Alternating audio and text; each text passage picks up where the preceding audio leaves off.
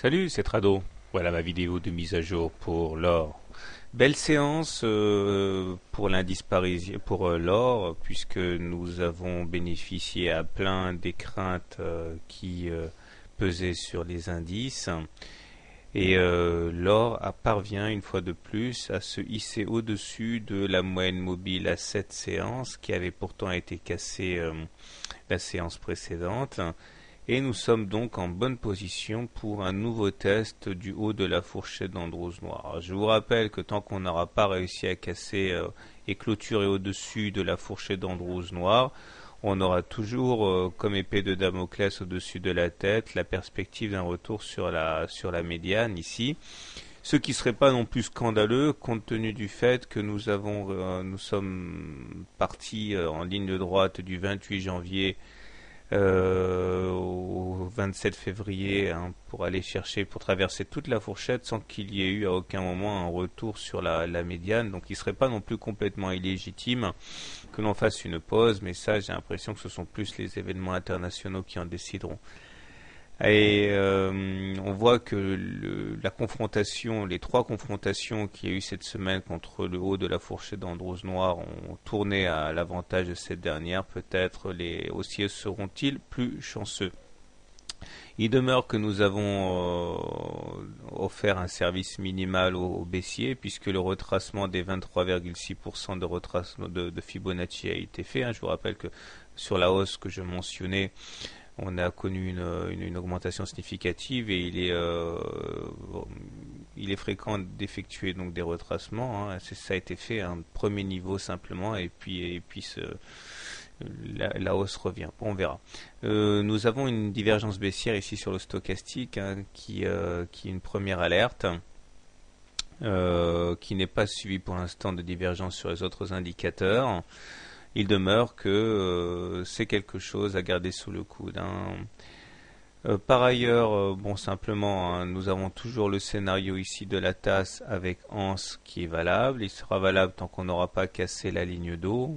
Et tant que ce scénario sera valable, c'est vers les 1480 qu'il faudra regarder. C'est l'amplitude de la tasse reportée au-dessus de la ligne d'eau. Les indicateurs techniques sont très bien orientés. Le MACD au-dessus de son signal positif et croissant, momentum croissant et positif, et même le stochastique demeure dans sa zone de surachat puisque supérieur à 80. Donc pas grand chose de neuf, on s'est remis dans le sens de la marche, un peu trop vite à mon sens.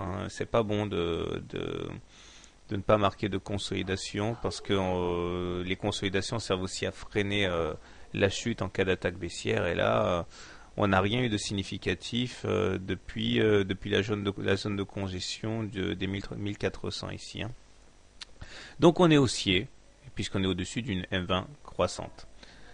En hebdo, petit détour puisque c'est le week-end, eh bien on voit que les choses sont très intéressantes. Bon, toujours à l'intérieur d'un vaste canal noir ici qui attire les cours vers les 1600 à terme. Nous avons une clôture au-dessus de la Bollinger supérieure. Regardez ici.